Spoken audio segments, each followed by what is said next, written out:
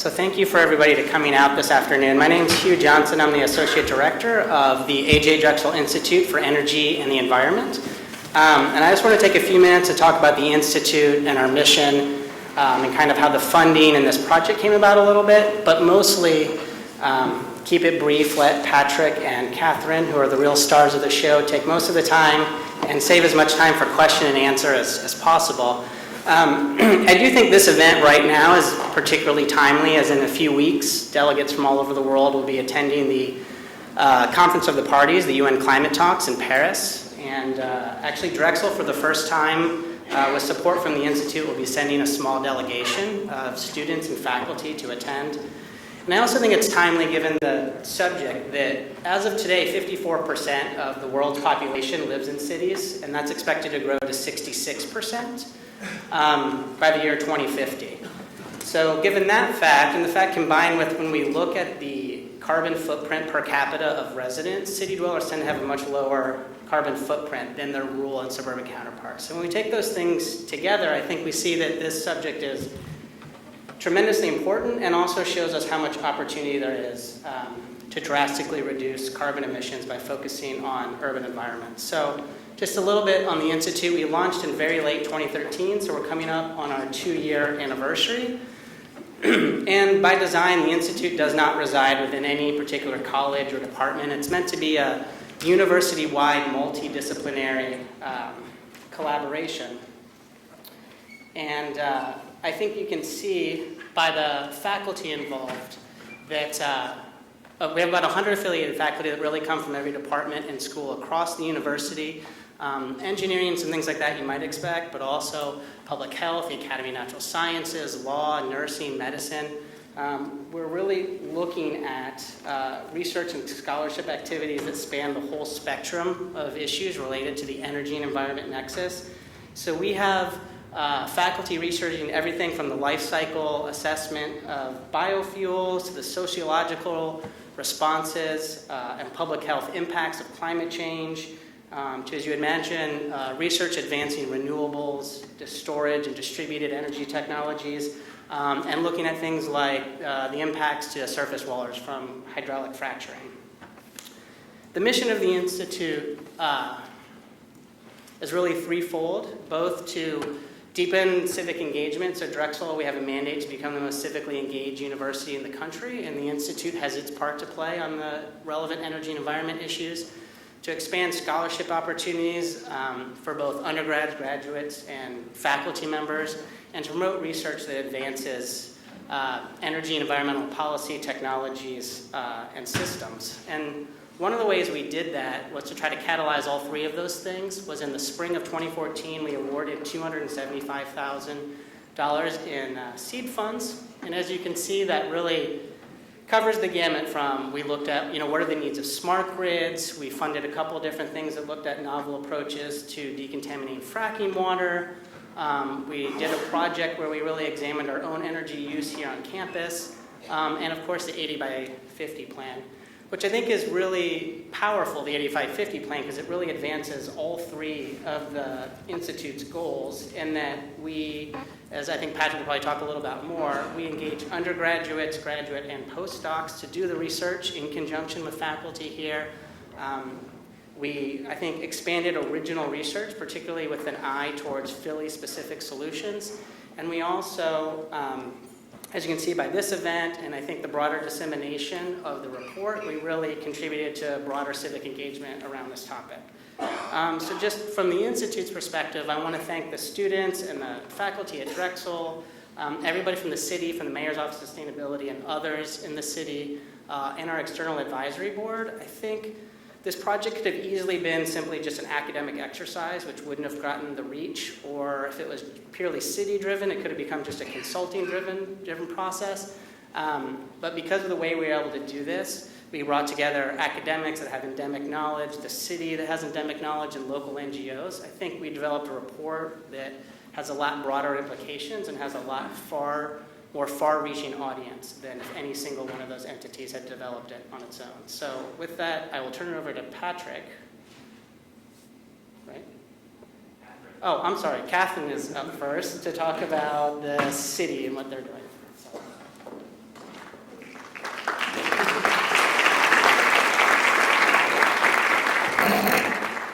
Thank you, Hugh, and thank you everyone for coming out on this beautiful day and being with us. I know you had the option to sunbathe and do any number of things, so thank you for being here.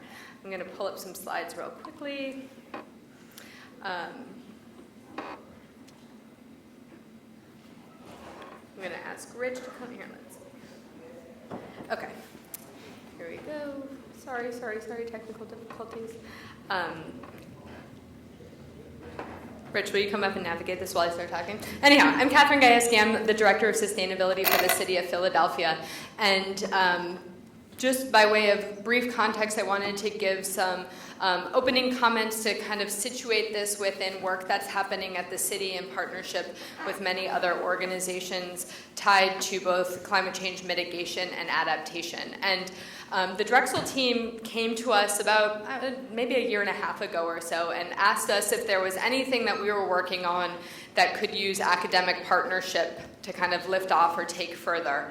And we're noodling that question around and responded that there was this emerging trend of cities, vanguard cities, making 80 by 50 commitments. New York City had been doing a feasibility study. Copenhagen and some Vancouver and a few other cities were making these really aggressive greenhouse gas reduction goals. And we were really curious what that would entail in the Philadelphia context. We have a goal in our GreenWorks plan to reduce greenhouse gas emissions both within municipal government's footprint as well as citywide by 20%. And it's a goal that we've been really struggling with, and we're a little bit in this catch-22 right now because we're starting to experience more extreme weather, both in the summer and the winter months, which is driving heating and cooling, which is driving energy use, which is driving greenhouse gas emissions. So despite a lot of progress around transitioning fuel on the grid, efficiency programs, et cetera, we're not getting anywhere near the scale of reductions that we need to in order to be responsible stewards of our environment. So we've been really considering both what a next set of goals for the city should be that are ambitious but achievable. And we wanted to ground that thinking from a very early stage in some deep research into what kind of pathways are out there for us to pursue. And I'll say all of this is really in the context of many factors at interplay. So we think a lot in city government about the particular levers that we have as a city government to affect change, and the research that Drexel is going to present really creates a whole new level of interplay between the private sector, local government, state government, and federal regulation. So this has gotten us thinking in a bunch of new directions. So just by some context here, this is what our citywide emissions tracking and reporting has looked like for the last few cycles. So we've seen some fuel switching at the state level from coal to natural gas, and we've seen some reductions from that. But you'll see here that we're nowhere near the pace of reductions that we would like to be at or we would need to be at to come anywhere close to an 80 by 50 goal. So this is our current context, which we're thinking deeply about and trying to understand how we drive further. This is municipal emissions for the city of Philadelphia, our operations and assets. So we've been able to achieve about a 15% reduction from a 1990 baseline through 2013, compared to just about a 1% or a very modest reduction citywide. And so one thing that we took away from this is that the government's really been focused on energy efficiency in particular and driving large-scale energy efficiency projects. So for example, we swapped all of the city's 85,000 traffic signals to LEDs. So starting to think about these large-scale projects, when we have management control and when we can kind of wrap our arms around reductions, we can achieve them, and we can achieve them at a greater rate than what's happening in a more uncontrolled environment. So this is a takeaway for us as we start to consider some of Drexel's research and the initiatives that it would entail. So this kind of control, lack of control, market forces are a few conditions that we're kind of interested to learn more about and think about. And then lastly, as I was saying, we've been having more extreme weather. And so it's driving us to really understand how we go deeper, faster, with a whole new paradigm in place around greenhouse gas reductions, but also now starting to think about climate adaptation. So our streets, for example, we had a crazy winter last year with freeze-thaw schedules, and our potholes went up about 5 times in the winter season, which creates all sorts of operational and budget considerations that we need to wrangle with. So as our climate is changing around us, we need to be changing to manage our assets in our city a little bit differently. And we're going to be putting out some work actually in a few weeks that we'll share with everyone who registered for this event, starting to think through what actions the city can take to increase its resiliency to this changing climate. So we're really trying to think both on the mitigation and the adaptation side, how the city can make bigger lifts on climate action. So this is really the beginning of what we hope is a process over the coming year to set a new set of greenhouse gas goals for the city. Our GreenWorks goals were set to expire at the end of 2015 with the transition in administration. So our hope is that working as part of an extensive stakeholder process, as a city, we can be really understanding where we can go next, both with a set of short-term goals as well as long-term goals. And so the research that Hugh's about to share with you starts to give us some scenarios of what that would need to look like if we were to get anywhere close to an 80 by 50 emissions reduction schedule. So with that, I just want to thank Drexel, Patrick, and Hugh and their research team. They put a ton of time and energy into this and asked questions that we hadn't even considered before, went through data files and information that we never wanted to look at again. So thank you for your willingness to partner with us and for lifting off this really important work. This was a great partnership with Drexel, and we look forward to many more academic partnerships where we can really benefit from the expertise that's in our city to advance the city's goals. So with that, I will turn it over to Hugh.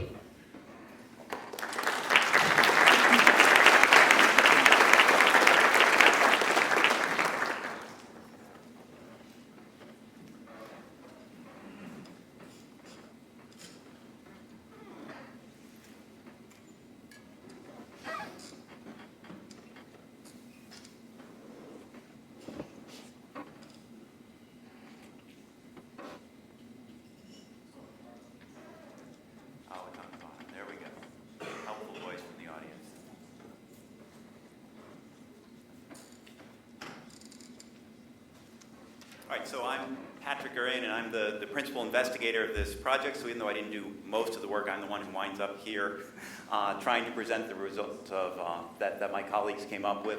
So there's a long list of names. You can get an idea of the number of people who worked on this.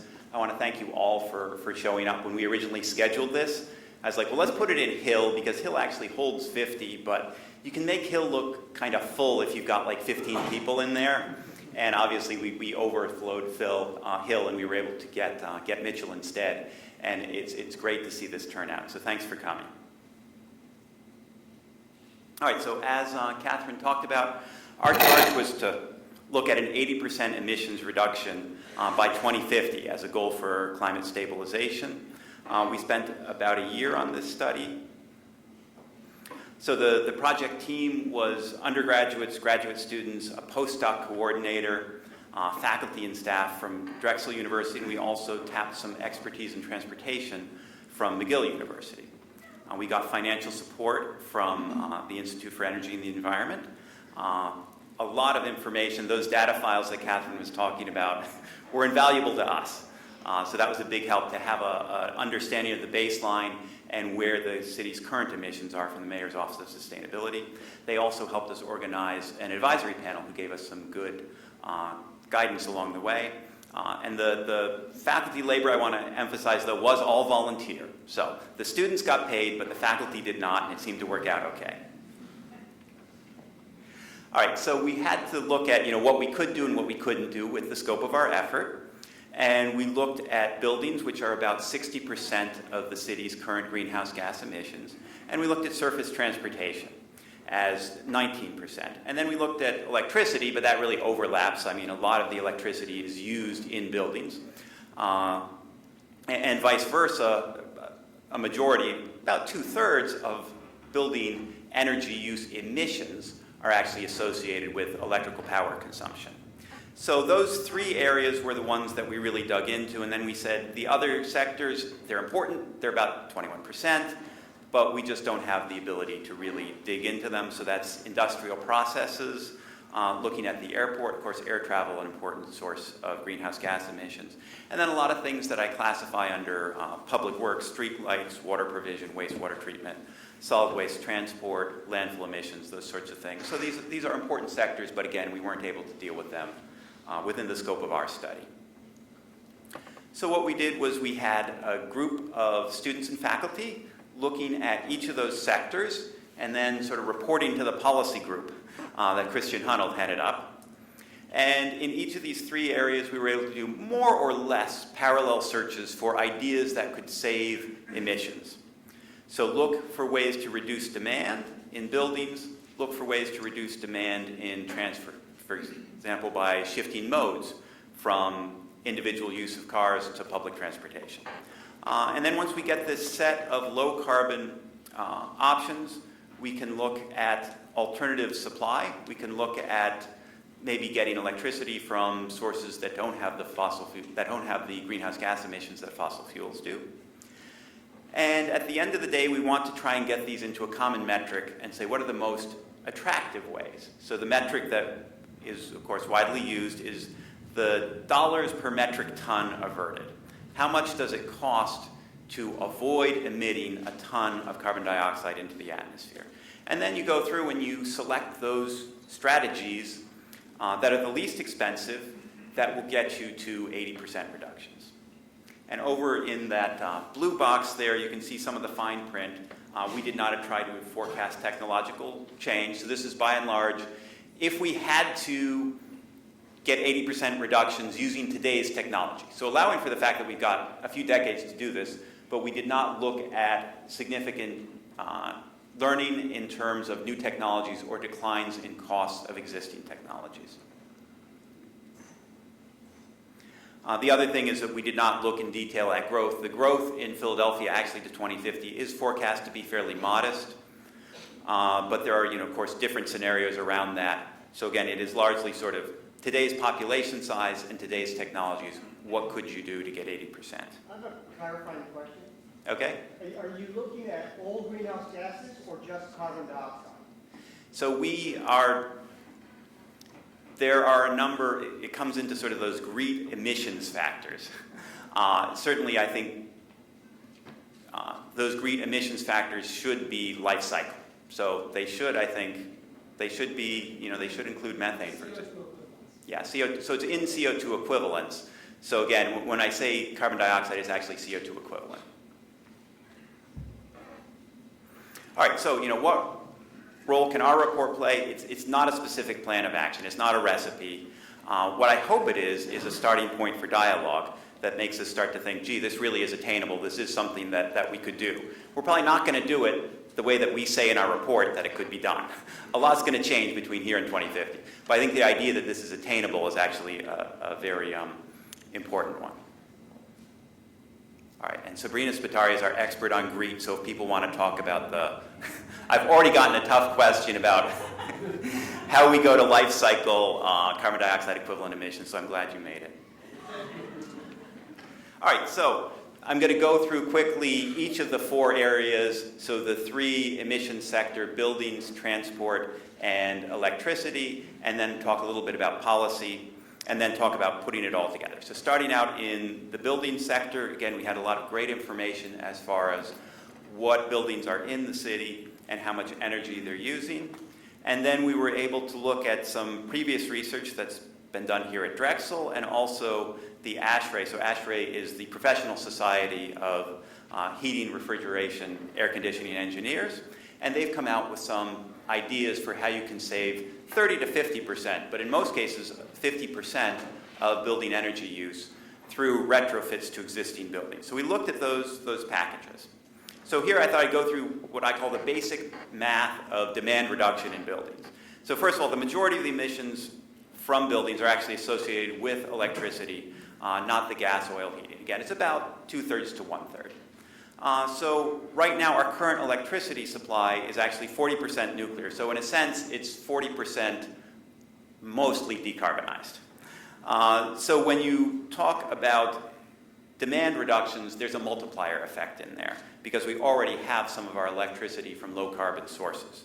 So again, if you want to reduce your emissions by 100%, you don't have to reduce your building consumption by 100%. If you reduced it by 60% and selectively apply that 60% to the fossil fuel generated electricity, then you would have 100% reduction from your electricity emissions. So here's an example of what we came up with. This is on the commercial side. Unfortunately, on the residential side, the results were not as cost effective. In commercial, particularly in a few sectors like hospitals and retail and grocery stores, you have very high energy intensity. Per meter squared, you're using a lot of kilowatts of electricity. So that means when you cut that by 50%, you're saving a lot of money, and that money saved helps pay for the cost of the retrofit. So we looked at the cost of the retrofit, and then we annualized that over 35 years at 3% interest. And we said, okay, how much energy will we save? And we subtract that from the cost of the retrofit. In a few happy instances, the energy that you save is more than the annualized cost of the retrofit. So you can see that with hospitals, and we're showing actually negative abatement costs there, that you would save money by doing these retrofits. Why aren't people doing them? Well, I think hospitals' primary mission, of course, is patient care. And that's what everybody in facilities is focused on. And, justifiably, I think energy efficiency maybe takes a back seat to that. Again, even in retail, their primary mission is retail, and you start to look at how big an item this is in their budget. It's an item, but it's not necessarily going to occupy a huge amount of their mind share. So that idea of mind share, I think, is really important. That yes, these things can happen in certain sectors, they can be cost effective, but you have to compete for mind share. You have to make it easy for people and make it clear whether they are or are not going to get their money back as a result of doing these investments. And the other thing, of course, is realistically, a lot of private sector institutions have investment hurdle rates much, much higher than 3%. You can argue for that as a social discount rate, but private capital is going to want a whole lot more than that, and they're going to want their money back in less than 35 years. So I think these are good numbers from a social perspective, but in terms of getting private capital to invest in them, we may have a ways to go. I have a question. All right. Are these numbers specific to Philadelphia, or are they generalized? And then secondarily, are universities included in hospitals, or do they fall under some other category? Okay, so exactly whether the universities are included in the hospital, I'm going to have to defer to our source of data. Do either of you happen to know if that was? You think they'd be separate? That makes sense. Okay, sorry, what was the other question? And the second one is, are these numbers Oh. generalizable to everywhere in America, or are they Philadelphia specific? So these ASHRAE packages are pretty general. They feel that you can save 50% across different climate zones. What's different is the baseline energy use. So these were adjusted for Philadelphia's baseline energy use. So in that sense, the paybacks and the cost per tons are specific to Philadelphia. All right, so we came to the conclusion that yes, you could get to 80% reductions in this sector. And again, it sounds like the math is funny, but it's this multiplier effect. So you can get to 80% reductions with roughly 50% reductions in demand. But there's a huge range in the cost effectiveness of these retrofits. Some of them look like they are already economically favorable, and some of them, they're not only not economically favorable now, they're not looking too good at all. They might be things that we could find other options that would be more cost effective than pursuing some of these retrofits. And particularly the really deepest and most extensive retrofits in the residential sector, which is not that energy intensive to begin with. So what's the alternate strategy if maybe we don't want to pay all the money to go all the way to 80% in the building sector? can we decarbonize our electricity supply so that we don't have to be as aggressive in our demand reductions on the building side? So that brings us to the second area, which was electricity emissions, and here I'm just showing the sources of power right now. Again, as I mentioned, 40% nuclear, roughly 35% coal, 21% natural gas, and renewables actually making up a fairly small percentage right now. So just like there was basic math of demand reduction, some basic math of electricity supply, one thing that surprised me, and Hugh found this report, was looking specifically at our grid, at our region, and saying that in aggregate you could meet about 30% of the demand with intermittent storage sources, even without going to battery storage. And that's hugely important because battery storage at this point is very expensive. There are forecasts that it will decline 40% in the next couple of years, but you know what? 60% of a huge number is still a pretty big number. So anything that involves battery storage for the electricity supply is really a pretty big cost hurdle to get over still.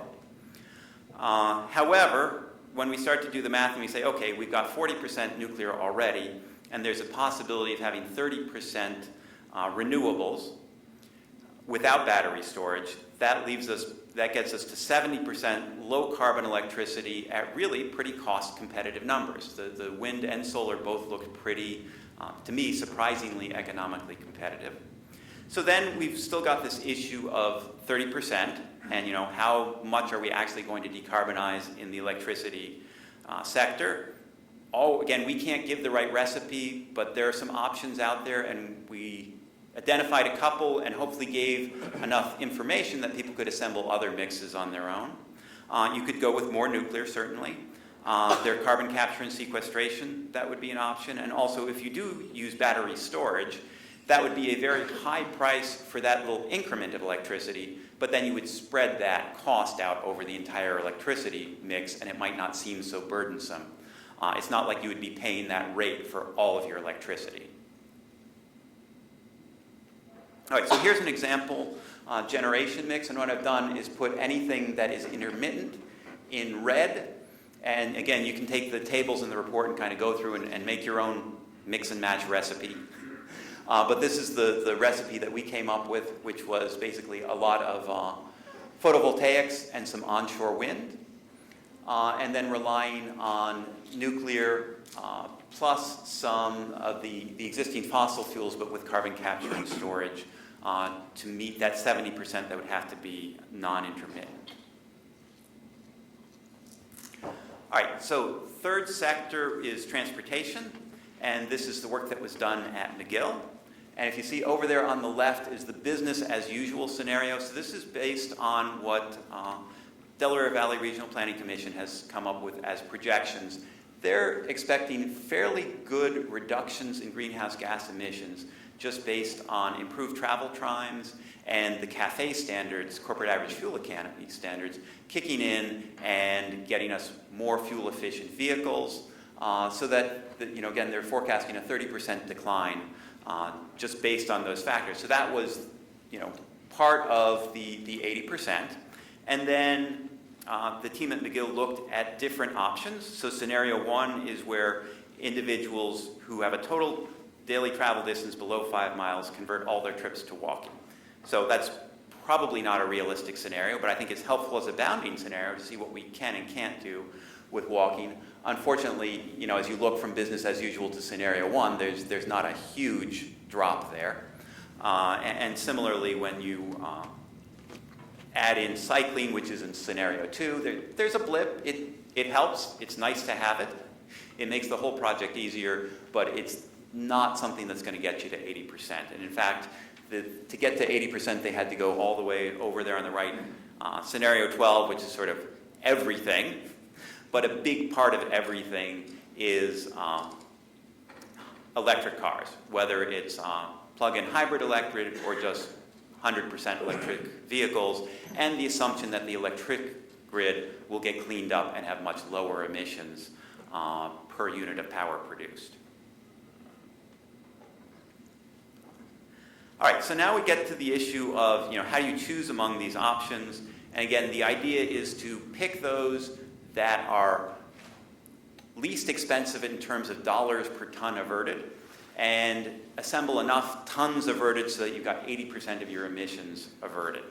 So the first thing you want to do is look in those very favorable building energy efficiency sectors. Again, the buildings have a huge heterogeneity. Some of those retrofits are going to pay for themselves. Some of them are tremendously expensive.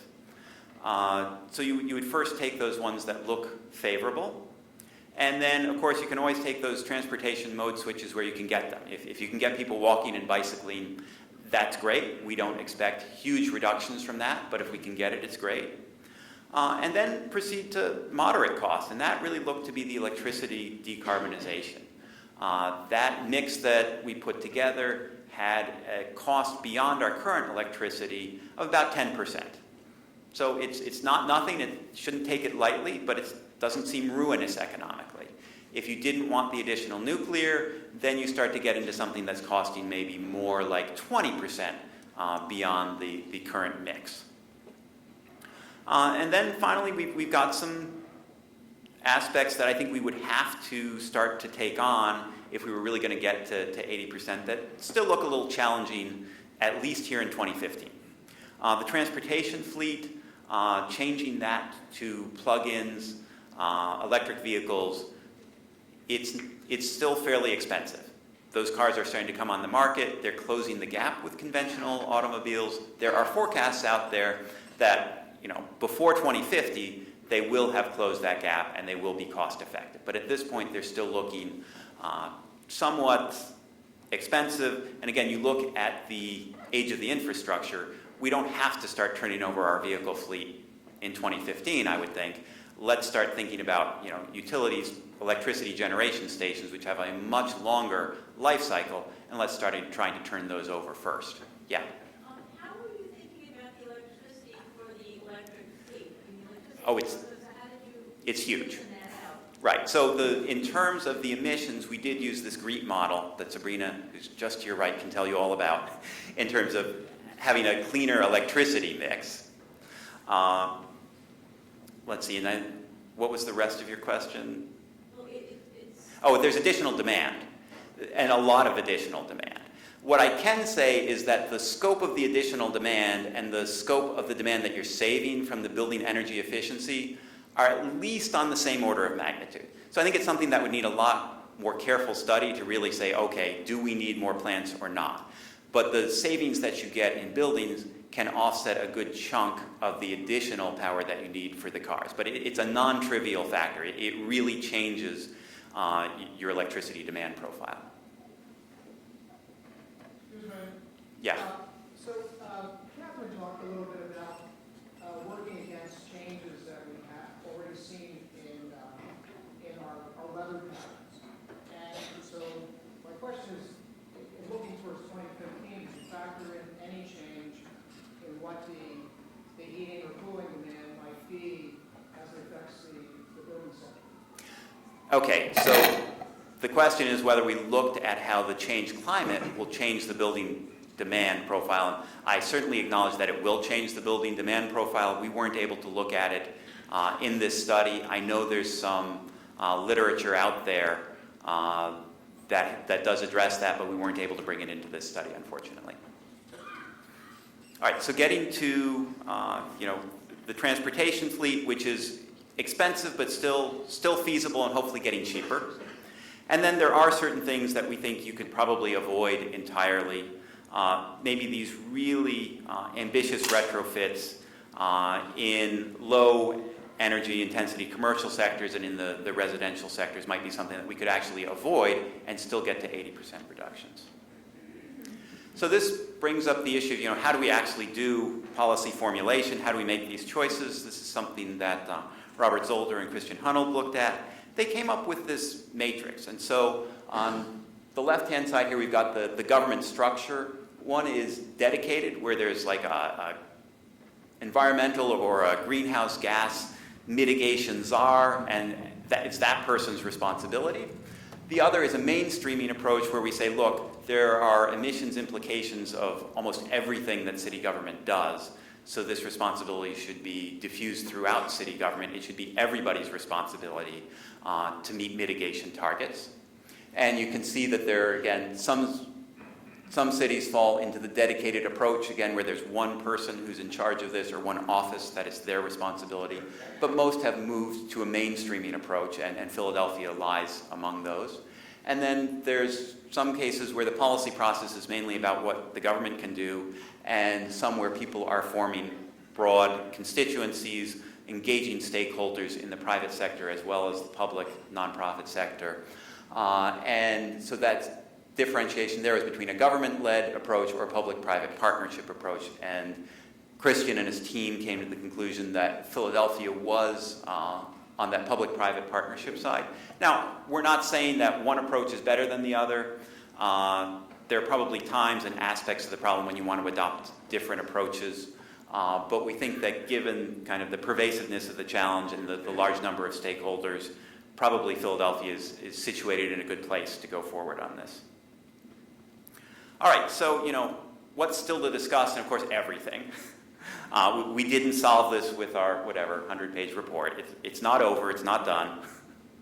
But I do think that we're not the only people saying that these kinds of seemingly dramatic emissions reductions are actually feasible. Sometimes I feel like when people talk about this, it's like decarbonizing means that we have to revert to a pre-industrial society. We're not saying that, and I don't think other people are saying that either. Is this easy or hard? I mean, there are a lot of people saying this is really, really hard, and I looked at it and I'm like, oh, I don't know if it's really that hard. But that's a value judgment. How do you feel about 10% extra on your utility bill? That's subjective, and people are going to react to that differently. I think it is tough to expect it to be free. Technology can do a lot of great things for us, but it's really hard to say, take all these fossil fuels that have incredible returns on energy invested, incredible energy intensity, take them all off the table, and make it all cheaper for us. That's a really tough order. So I think it's doable. I'm not sure that it's really that hard, but I don't expect it to be free. So we certainly need, deliberation around a number of questions. So some of them I put under the topic of public infrastructure, things like nuclear power, whether there's actually going to be a carbon capture and sequestration infrastructure or some sort of trading program that allows farmers to do no-till practices and things like that. And what kind of transport infrastructure are we going to have? We weren't able to look at the kind of transportation simulation models that would say, okay, if we add in more public transport, how would that affect commuting times and things like that. So that would be a great study to do in the future. Lots of great studies to do in the future. Now then, when we go to building energy efficiency, that's an issue where you have a private infrastructure. Those buildings are mostly privately owned. The city's done some great things with the buildings that they own, but it needs to go beyond that. And we've got this problem where socially, the private infrastructure is producing a socially disadvantageous result, which is the emission of greenhouse gases. And how are we going to address that, particularly when private capital, again, for those retrofits, private capital is going to want a much higher discount rate than the 3% that we used and a much shorter time period than the 35 years that we used in our analysis. And of course, there's that 21% sitting out there that we did not include in our report, and so lots of opportunities for study there. So the report, again, we hope it's a useful discussion guide. It's not a plan, it's not a recipe. I like to think of it as a discussion guide. We have a few, if you'd like one. We're going to post it. It has been embargoed, believe it or not. But this is the grand unveiling, the grand release. So Hugh will be putting that up on the website there, I think, probably this evening, right? Okay. So, acknowledgements to all of my co-authors, collaborators on this, to the Mayor's Office of Sustainability.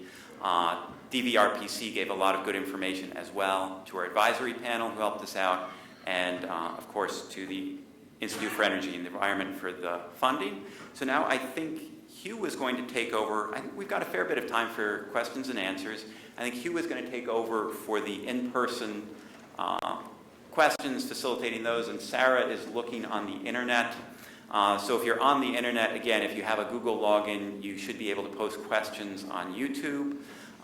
If you don't have a Google login and you do have a Twitter, you can actually tweet your questions, and you're going to use that 80 by 50. So I'll turn it over to Hugh right now, and thanks so much for your attention.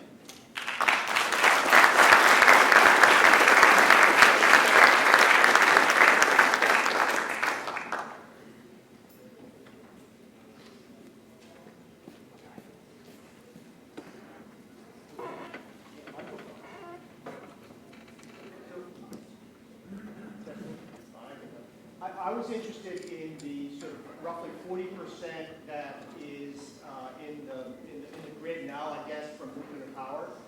Nuclear power, I mean, the plants are starting, they're really aged, plants are starting to close down. In terms of the cost effectiveness of things, did you take into consideration, or were you able to, or is it even possible to take into consideration retrofitting nuclear power plants or building new ones? Okay, so the question is whether we looked at the permit renewals, and we do have table 4.4, I think, in the report does go over all the nuclear power plants that are in the grid right now and when their licenses are up for expiration. And so that's something that over the next couple decades, again, that's one of those topics of public discussion. Are those permits going to be renewed? And if they are renewed, there's going to need to be some capital investment in those plants. And where's that capital investment going to come from? Will there be government guarantees? All those sorts of questions that go into nuclear power. What I can say is we looked a little bit into the literature and we could not find any hard technical barrier to the renewal of the licenses. You might have to replace almost the entire plant, but from what we could find, and again, there's a source cited, there didn't seem to be a hard technical barrier saying flat out you can't do it, so it becomes a question of the capital investment. As far as new plants, that electricity mix, first of all, there have been permits for a couple new plants, one in South Carolina and one in Georgia, I believe pairs of reactors coming online. So it's perhaps not so unthinkable that you could do that in Pennsylvania. And in our mix, we actually did, the lowest cost one, the 10% increment one, did have some additional nuclear capacity. We're not advocating for that, we're just trying to map the assumptions that you make about nuclear power to the overall cost implications.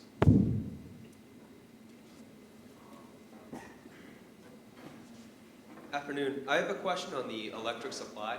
It seemed like you were mostly talking about the fuel mix in terms of utility scale or really PJM generation sources, right? Had you looked at on-site generation or distributed gen in addressing line losses and what impacts that could have on generation without even really looking at the PJM level fuel mixes? All right, so distributed generation is such a broad topic. What we did look at was rooftop photovoltaics, and we found some opportunities there. Aaliyah Hurd is a student who had some GIS skills and was able to actually aggregate all of the rooftop area in Philadelphia. So I think that's kind of a neat number to have, and it's in the report. Unfortunately, the cost implications weren't great. I think I did include a bit of it in the mix. The rooftop solar is not as attractive, according to the numbers we had, as the utility scale solar, but it's still doable and it could be part of the mix. And then on distributed generation, I think there's a whole bunch of opportunities there with cogen and trigen distribution, which could really increase your efficiency. And unfortunately, we just didn't get to that. I think there are some opportunities there, but unfortunately, we didn't get to them. This is a question for both of you, for Catherine as well. Given that schools, K through 12, are one of the groups of buildings that are most the most cost-effective to retrofit, and given the crisis in public funding for schools, which is now affecting many people, what are the barriers to focusing on schools and driving toward that $16 million savings figure you cite?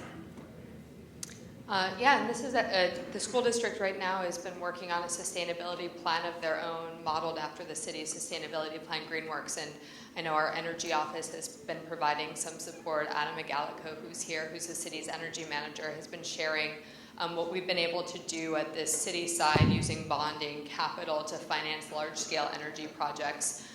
We think there's some knowledge transfer that's really helpful there. I think a huge issue is that projects don't happen on their own. Projects require people. And so the two sides of the school district funding, they have capital funding, they have their bonding capacity, which is quite challenged right now, obviously, but they need to have an investment in school district staff to be able to build programs and projects, and that's where they're really constrained right now. So the people-powered part of what could be, I think, a very compelling energy efficiency plan for the school district, I think has been a stumbling block for them, and one that they're noodling through.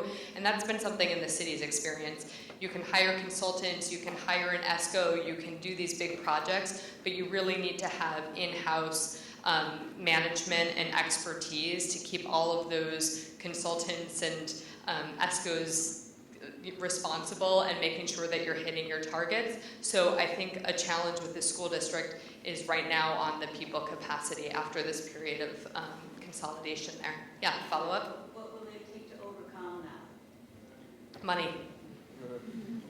And I think we've all been following the state budget situation right now, so it's an ongoing challenge. But I think there's a lot of interest, and there's a few areas within the school district where there's some really high payback opportunities, and there's interest in pursuing them, but they are coming up against some really significant barriers. Was there another related question? I saw a hand pop up excitedly. Sure. My question's not really related, Oh, okay. Anything else tied to the school district? Because I think, we saw the numbers there. The school district is right with the city of Philadelphia in terms of the number of buildings they own and their footprint. So we have to be looking at these large real estate owners. Yeah. Just to follow up, since the savings opportunity is so huge for the schools, and to be frank, it's tied to many other benefits the schools would have, is anybody talking seriously about increasing the revenue to the schools now for this purpose in this budget negotiation? I know it's been raised, and when they've been talking about different revenue opportunities, this has certainly come up. I don't want to diminish the challenges that they face on very daily basis and just getting teachers funded to be in the schools. So I think it's not as immediate as some other pressing concerns right now that they're resolving, and they still don't have budget certainty this year as we're waiting for the state budget. But it's certainly been an active conversation, and I think hopefully, before not too long, they'll be able to take their first steps forward. And I think also, it takes a long time to build some of these projects. It can take, we just heard from colleagues at SEPTA who have a tremendous energy program underway and are taking on some really big, exciting projects. Some of those projects have been in the works now, just in development phase, for 5 years. For the city, sometimes it's taken 3 to 4 years to get projects going from design to implementation, not even to end of construction. So the complexity of doing projects at this scale, both from the financing and then the technical implementation side, just really, I need to emphasize here, because when we're talking about these big kind of campus environments and these big footprints, the complexity of kind of the financing and then the management is something we need to be taking into account, equal to the technology and kind of engineering available to us. Other question over there? Yep. Oh, thanks. Okay.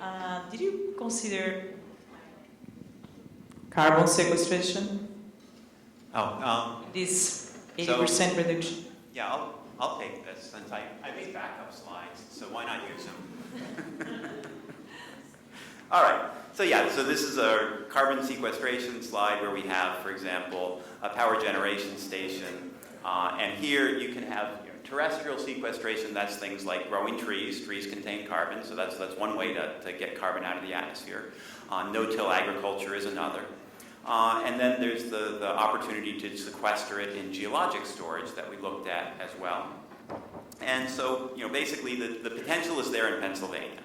If you look at the geologic storage and you divide it up and you apportion it out according to Philadelphia's share of the population, so like you get a certain amount per capita of all the geologic storage that exists in Pennsylvania, that would give us 30 billion tons, and that would be enough for 478 years of continuing to emit carbon at our current rate. If the most economical, though, is when you use it for enhanced oil recovery, where you actually want to put the carbon dioxide down there to enhance your return of oil. We would have 45 years for that. The terrestrial storage works out to 2.3 million tons per year, so that's about 20% of our annual emissions from electricity generation. So if you look at, if you don't want to build the pipelines and you don't trust the geologic storage, you could almost cover it with the terrestrial capacity, but I mean that you'd almost be sort of maxing it out, and you would certainly have to get the rest of your grid over to renewables and just be using carbon capture for about 20% if you're not willing to go to the geologic storage. And the disadvantage of the geologic storage, again, it is more expensive, and it involves pipelines and right-of-ways and all that sort of thing. But this was the geologic storage was part of our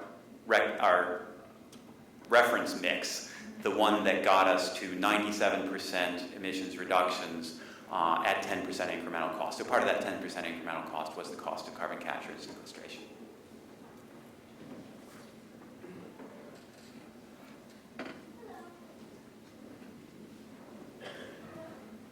Hello? Okay. My question today is, from the slide referencing the matrix versus mainstream versus, what was the other one? Mainstream versus dedicated, and private sector versus government, or public-private. I'm wondering, what was the transition that took us since 2008, Philadelphia's moved from quadrant 1 to quadrant 4? Who was our private partnership with that made us so great to be in quadrant 4 now? Well, let's just say there should probably be like quadrants 8 through 26,000 there too that we have to move into. But I think there's been an evolution in cities in a relatively short period of time, just over the last 10 years, as cities have initiated sustainability programs, positioned sustainability directors, put forth sustainability plans. There's been a pretty rapid adoption of work happening in the local level, and I think part of that has been accelerated by the lack of action at the federal level. We all assumed in 2007 that there was going to be a federal cap and trade law in the books, and that would kind of resolve all of this, and we wouldn't have to really do very much. That obviously didn't happen, and so a lot of the climate action onus really fell to local government to start organizing and lifting off project work and initiatives at the local level. So I think Philadelphia is indicative of this trend where cities kind of, in 2008, we put out our first sustainability plan. We've since learned a lot. Our expertise, the data that we have, the ways that we're thinking about all of this has accelerated and become, I would like to say, more sophisticated in a short period of time, as I think also the private sector and nonprofit stakeholder sector has been as well. So I think the fact that we're in quadrant 4 is partly also reflective of the fact that sustainability, at least within our city government and with our core stakeholders, has been more diffused. So I'm not the only person in Philadelphia city government, thank God, thinking about a lot of this. We have an Office of Transportation and Utilities. We have Parks and Recreation that's thinking about urban forest management with climate projections, et cetera, et cetera. So I think this speaks to the diversification of champions that are starting to take these issues into account, into a really broader set of work.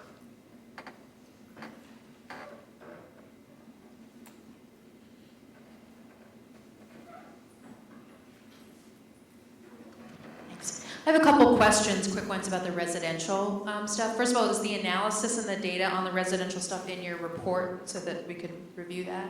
Absolutely. Yeah, so there are detailed cost breakdowns. And again, when I say it was less cost effective, that was going all the way to 50%. There's a lot of good stuff that you can do in a residence that will have good economic returns, but it's hard to get to 50% and get good economic returns. And I think there's also, just real quickly adding on to that, there's an acknowledgement that there are co-benefits, right, beyond to Liz's point about, okay, another benefit of efficiency in schools is cleaner indoor air quality. Like, I think there's an acknowledgement of that, but not all of that is reflected in the report, but just wanted to make that point. May not be relevant for this particular project, but still important and useful for the others. But my other question, though, is that given the question earlier about the kind of models that you're using, and that Philadelphia's housing stock is unique and different than maybe kind of the national model might be. Could that factor in, or were you able to use models that are more like older cities? Our homes are older, they're less energy efficient, they're in poorer repair, so could that change things at all? I think that in aggregate, we had the right energy efficiency because we actually did have data on actual utility use from the Mayor's Office of Sustainability. So we were ground truthed on the average. What I think we didn't get a picture of was the distribution about that average, because people always talk about sort of 80-20 rules and things like that. And 80% of your problems even with 20% of your building stock. So if we had more, we did have some Philadelphia-specific data. What would have been nice to have would be data on the energy hogs, on like an individual building level, so you could start to say, okay, what if we really start to tackle these energy hogs? So I think that would be a great next step. Yeah, and just there's a lot of research that needs to happen here, and just know that we know that and we're noting it. And I mentioned in 2016 we're hoping to really use this as a launching pad to do deeper analysis around all of this. So come find us afterwards if there are other areas that you think we need to go into more deeply or that you're interested in. But one point here, and I see Liz from the Energy Coordinating Agency raising her hand again, but the row home building stock that we have in Philadelphia is actually more efficient than the national average. Is that right, Liz?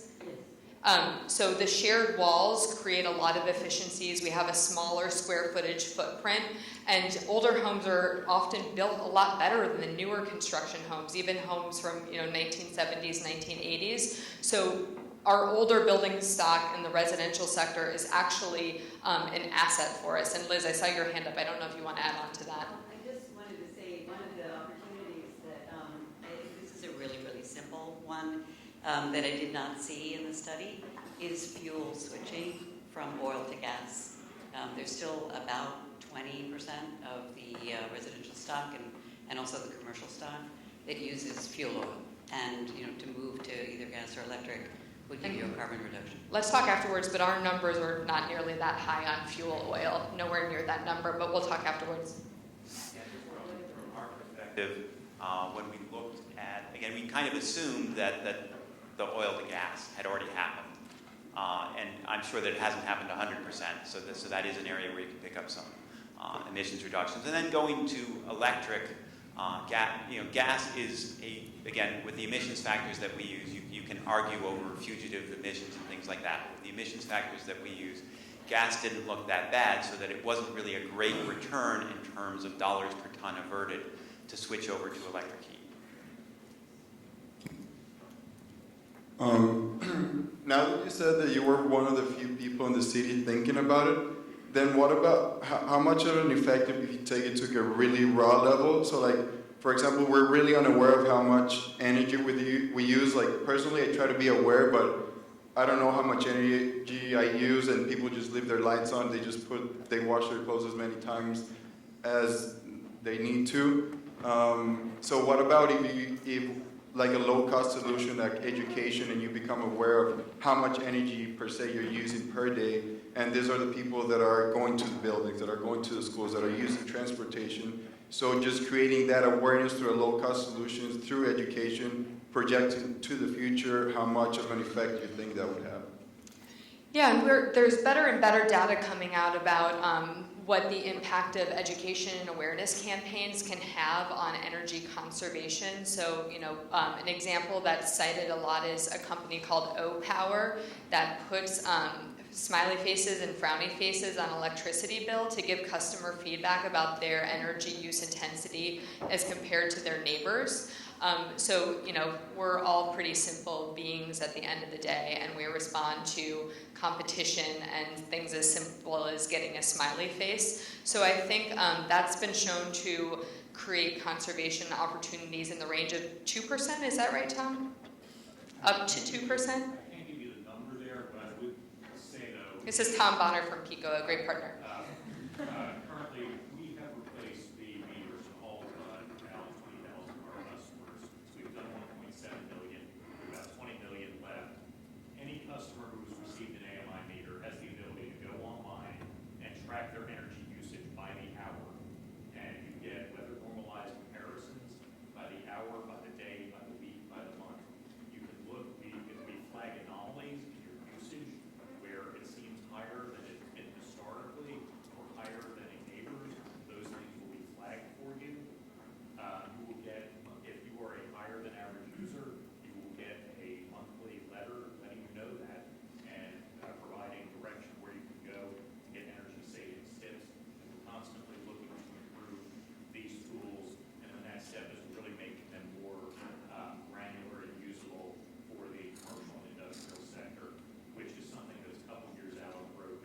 Yeah. is on our roadmap. But no doubt, I mean, if we were to make an 80 by 50 commitment with an action plan tied to it, it would require a level of political will and public support well beyond where we are now. That's acknowledged. So building up that public support through aggressive awareness and education and outreach and engagement would need to be a huge part of this. And I think we have, PGW has an energy sense conservation program. We've been learning a lot how to talk to Philadelphians about energy and conservation through all of these programs, so we have better information now. But I'll also put out there to Patrick's point about, this is gonna cost something. And Tom and I were just talking about this the other day. Most Philadelphians, their top 2 energy-related concerns are affordability and reliability.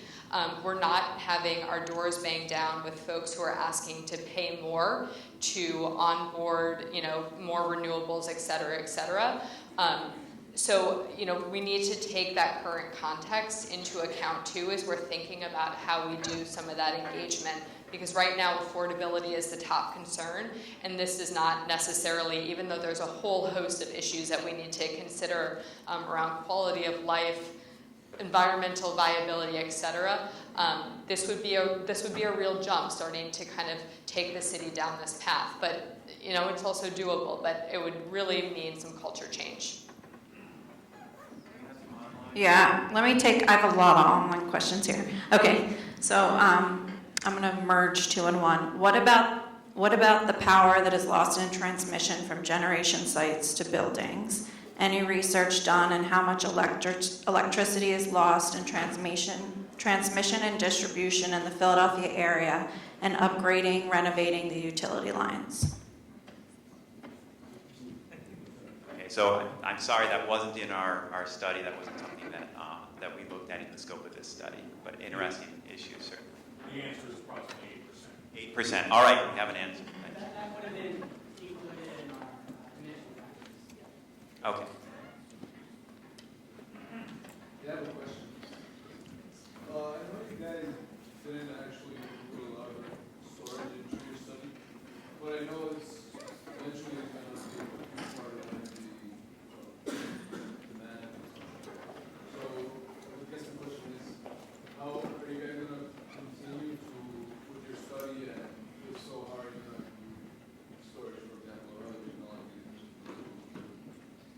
So there's actually a lot in that question. And in terms of storage, we do, tabulate costs. We look at how you can work storage into the mix and not have it be ruinously expensive again. So it gets spread out. The cost for the slice that you need storage for, you can spread that out over all of your kilowatts. So it's not necessarily a complete, economic catastrophe to go to storage, but it is expensive. We ran the numbers both with current storage costs and an expected decline of 40% in the next couple of years. So you'll see both sets of numbers in the report. And then as far as where we go from here, I mean, it's always tough when you've slaved to get that grant and you've done the project, and then people say, okay, what about the next one? And I hope that there's public comment. I hope that there's interest in it. I hope that there's discussion around it. But yeah, we have come to the end of this particular project. It's something we need to track, though.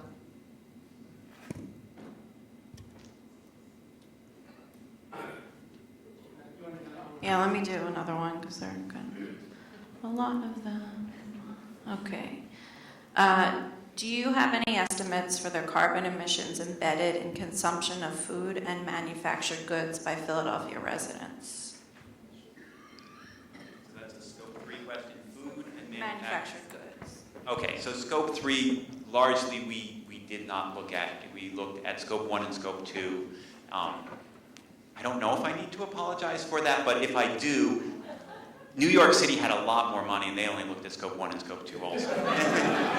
Actually, this has been a big conversation between cities because a lot of those leading cities who are making 80 by 50 commitments have not been able to do scope 3 analysis yet. So we've been talking with each other as cities to see if there is some shared methodology that we want to be using as we all trot out and try to wrangle with scope 3. So I think that's a frontier that there will be more exploring of in the next couple of years within the city climate analysis world.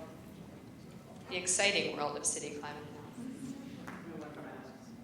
Hey guys, Apologies for asking another question that I know is outside of the study, but I'm curious to know, after having gone through this process over a year, what did you learn about thinking of this in terms of at the city scale versus the regional scale? I understand you can't really draw lines around carbon emissions, and were there some lessons learned on how some of what you're thinking of in terms of policy opportunities, how those would translate at the regional level, and what kinds of opportunity there is there? Certainly around transportation. You want to speak to that? So we did our best to draw boundaries. There are two ways that transportation emissions were looked at. One was just saying trips that start and end in the city. The other was saying if we take a trip from outside the city, so a typical commuter, we'll assign half of those greenhouse gas emissions to the city and half to the surrounding region. But the general point about this being a regional issue is really true. I mean, a lot of those additional megawatts that would be needed for the electric cars, people would probably be charging them in the suburbs. So I think you really need to take an integrated look. I think the overall technological picture, you're probably dealing with a lot of the same technologies, but again, it would be helpful to take the next step and look at the whole region. I have one. Okay. All right. I guess this is for anyone who wants to answer it. Are any U.S. cities modeling impacts of transport shifts in CO2 reduction, including public transit, biking, and walking? Does anyone know the answer? I know yes. The answer is yes, but I don't know what the sources are. But in cities that have been achieving, a fairly sizable mode share shift, Portland, Oregon, I believe, has done some research tying their bike ped trends to carbon. So that is something that's happening, though I can't cite it right now. Does anyone have anything to add there? Rob, of course, I should have thought of you. Yeah, the California Air Resources Board has the California Air Resources Board has an excellent compendium of all of the, like 22 or so different policies, such as parking pricing and moving to transit and encouraging bike paths, and shows their impacts on vehicle miles traveled and then the corresponding greenhouse gas reductions. And I'll send you the URL, Catherine, and you can do with it what you will. Okay. CARB, tweet it out. That's the California Air Resources Board, yeah. The one note I would add, I thought it was interesting, Marianne from McGill said that sometimes when you actually get cars off the road, you can have a negative feedback loop that makes people start to drive more miles as you remove congestion, so something to keep in mind. This is a huge conversation percolating now too with thinking about automated vehicles. If you make it really easy and convenient for people to be in a car, if you can just sit in the back of the car and read a novel, is that going to actually encourage sprawl because people can endure 2 hours in the car in a way that they might feel is lost time now? So to that point, this is an emerging conversation too about the future of personal vehicle travel and whether the automated vehicle, which could come with all sorts of efficiencies, might also kind of encourage people to get back in the car. What are we doing to address new construction and codes in new construction, which is a great opportunity? So at the state level, we've been hoping to update the building code for many years now. We're on an outdated code cycle, and it's been caught up in state politics, unfortunately. So this is another issue that ties to regional. So Philadelphia is a city of the first class, which means that there are some state issues that we can supersede and legislate on independent of the state. And the building code is one where potentially with state approval, we could adopt our own building code, but there are then negative repercussions, for example, for energy efficiency contractors or other contractors who really need consistency. They don't want to have different rules from Montgomery County than when they cross in and do work in Philadelphia County, and there's also repercussions for funding that comes to the city for training of department staff who do inspections. So I think there's a political layer to all of this, which we'll acknowledge is a real challenge. There's just not alignment right now, even between the city and the state, let alone the city, the state, and the federal government per se. So building codes are a huge opportunity to just be continually raising the bar, but we need to be in an environment where we're adopting the latest and most aggressive building code, and unfortunately that's not happening in Pennsylvania right now due to some politics. Hi, so, wow. I have some questions about the use or the energy supply that was included. It seemed that mostly you were concerned with increasing nuclear and renewable energy, but I wanted to know what your thoughts were with the projection of having Philadelphia be the major energy hub of natural gas, and why that wasn't considered at all for an increase in natural gas, and maybe how that's also displacing carbon emissions in other places for our use or our production. So, I mean, the possibility of having, again, large-scale infrastructure changes is, of course, again, I'm always pleading this, well, we couldn't do that within the scope of our report, but obviously that would have huge implications. To the extent that there's manufacturing, it might get into an issue of, again, do we want to put those on somebody else's Scope 3 tab, which would be the project, or would we actually be billing them to Philadelphia? I would argue that if we do see that, and I'm not convinced that we will, but if we did see that kind of sort of manufacturing, carbon, energy-intensive manufacturing happen here, we should at least be mindful of the fact that those products are going elsewhere and maybe have to start to expand to more of a Scope 3 view where those embedded emissions get counted. But I'm not sure if that's, I mean, again, that's a huge unknown and is going to have implications to our carbon footprint, and certainly we did not look at ramping up fossil fuels, we looked at ramping them down. Right, so that I think it was 21% that was for natural gas. I think it was currently. Is there a projection or a number that is a goal for 2050? I didn't see anything about natural gas past that first slide.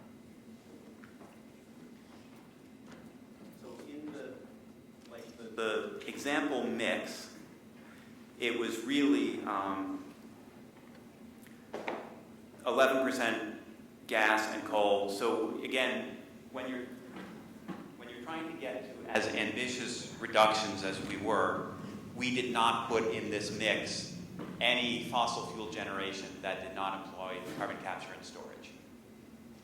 So again, you could have more if you really want to exploit the Marcellus.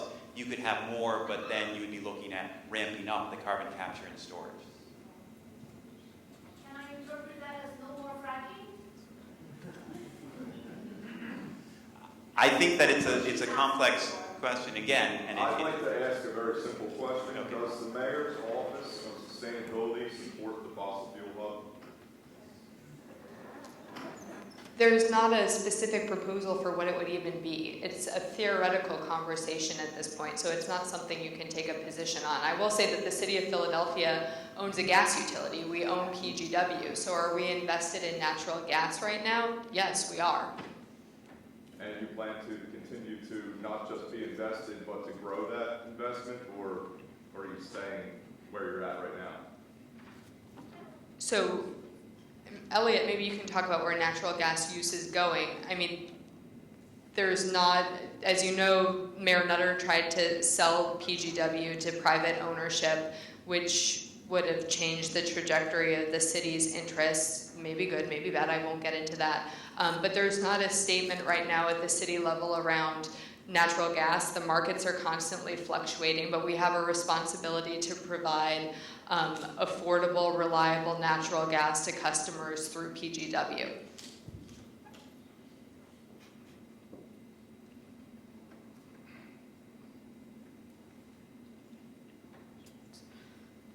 Hold on one second. I had a question about. Okay, this is like a very general, and this could be discussed for a while, but isn't the city's energy footprint far beyond the city's borders? How do we incorporate the massively energy-hungry suburbs, for example? All right, so again, as far as transportation, we did at least, if the commuters were coming into Philly, we did at least count half of that as being, in one of the scenarios, as being one of the being carbon emissions. So then, I mean, as far as housing, though, I mean, absolutely, Catherine was just talking about how the housing stock is actually maybe more efficient than you would think in Philadelphia, because there's a lot of row homes, and you won't see as much of that in the suburbs. And, you know, I'm not seeing suburban offices of sustainability that can kind of hand over the numbers the way that they could in Philadelphia. So I think it's something that we should do, but I think getting some of the data will be more challenging because we had this great resource within the city limits. And I know I don't have a watch on me, but I'm trying to be conscious of time. We said we would wrap around 5:30. So it's 5:20. We'll take a few more questions, but we'll stick around afterwards for anyone who wants to talk and geek out and go into numbers in more depth. My question is concerning the nuclear power industry and what was mentioned about some plants being closed down, and you mentioned the relicensing of such. I was wondering if you guys had any socioeconomic policies that you looked into in order to help relicense them with the capital needed, because given the proper backing, I mean, that could increase tenfold, I'd imagine. I know Pico's certainly considered. Tom, can I put you on the spot?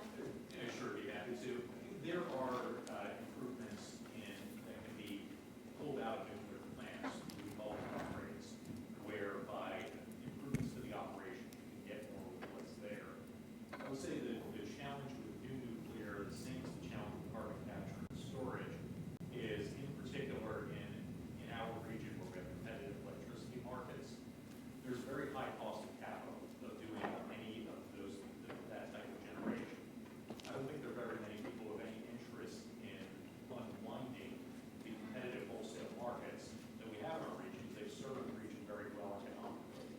The question of how you do these either new technologies or very capital-intensive technologies to expand what you're getting out of your nuclear or carbon capture and storage is a really tricky one. And I know that's not a very sophisticated answer, but how do you continue to have a competitive market while trying to drive toward these new capital-intensive technologies is something that I think Catherine said earlier, we don't have a true national energy policy. Once we are farther along down that road, I think you can start to see answers to that question, but it is certainly very challenging to get to an ambitious greenhouse gas reduction goal like this unless you are looking at expanding nuclear and in some way making carbon capture and storage work economically.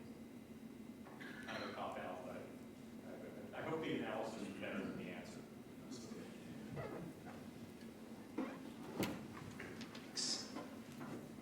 I have a couple of questions. One is that I'm curious what the projections for fossil fuel prices are that far out, and how that changes, how that affects the estimates of the cost effectiveness of the various measures that you're recommending, especially 30, 35 years or more out. I'm assuming they will increase dramatically in that time, but I'm curious what your assumptions are. And I've also seen a number of studies, not specific to Philadelphia, though I guess one to Pennsylvania, that show much higher rates of uptake of renewable energy, 100% renewable energy plans, for example, for all 50 states, for the United States, globally, et cetera, sometimes with various storage technologies, sometimes without much storage. And I wonder which models you looked at or didn't look at. I was surprised to see only 30% listed there. As far as the 30%, it's not binding. You can take information in the report and you can put together your mix that is 100% renewables. We didn't do that, but all the information is there. If you have a hand calculator and the tables in Chapter 4, you can absolutely put that mix together if that's what you're looking at. The other thing was about the costs of fossil fuels.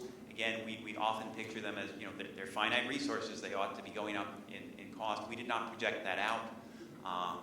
We've seen a lot of volatility in that, but I don't know, there's also a considerable amount of resources there, and, as technical change helps the renewables, technical change has, for better or worse, also helped the fossil fuel industry recover increasingly difficult resources in relatively cost-effective manner. So our take again was just to say, yeah, there are a lot of thorny questions out there, but let's say if we had basically today's conditions, today's technology, today's market conditions, but a lot of time to retool things, could you get there? And I think there's such great uncertainty in terms of making those projections 20, 35 years out. 8 years ago, we made an assumption in Greenworks based on the market conditions and trends at that time that energy prices would go up dramatically, and we set retrofit and energy efficiency goals accordingly. We've seen the opposite happen for any number of market forces. So I think we don't have confidence in projections. Maybe utility folks do, but we don't get to peer behind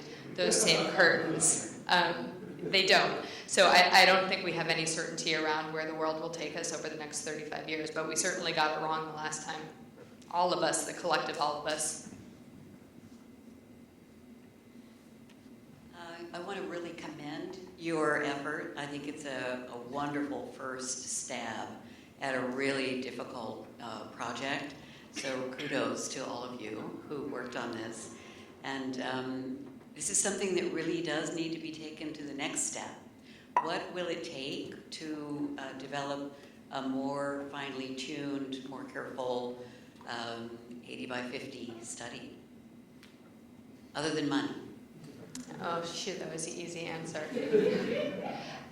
This is something that the Office of Sustainability is committed to spending a lot of time and energy and some amount of money on in the coming year, and certainly we'll be seeing if we can find some funding to support the work. But this is really meant to be the kickoff and beginning of what's going to be a longer, in-depth public process to have some of these conversations, do some of the follow-on research, and we'd like to set a greenhouse gas goal that doesn't just live in a bubble or kind of be there on paper as a nice round number, but really ties to an action plan that there's political will and public support to advance and specific initiatives that tie to it. So our hope is to frame out that work in 2016, and obviously we have a new mayor and administration coming on. So this is near the top of our list for conversation with them, and hopefully there will be a lot of leadership and interest there in working in to advance this area of work.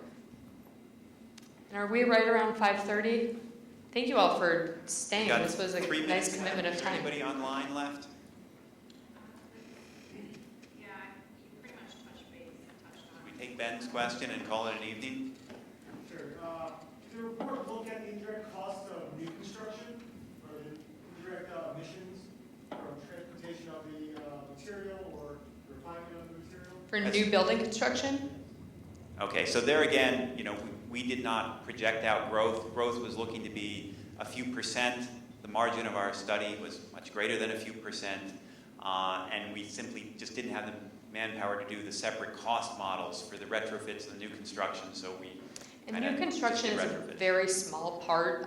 Even with growth projections, new construction is really a small part of the wedge. I don't want to say it's inconsequential, but it's kind of a blip. And Alex Dews from the Delaware Valley Green Building Council is here. I don't know if you have anything to add on there about the potential implications of new construction, but that's where I think there are some policy considerations around whether there are requirements you could put. There's a trend right now around zero energy requirements for new construction. I don't know if that's feasible in our real estate marketplace, but that's an area where we might, retrofits are really hard to legislate, new construction potentially a little bit easier. So can we capture emissions from that kind of slice through local legislation? That's something we're interested in.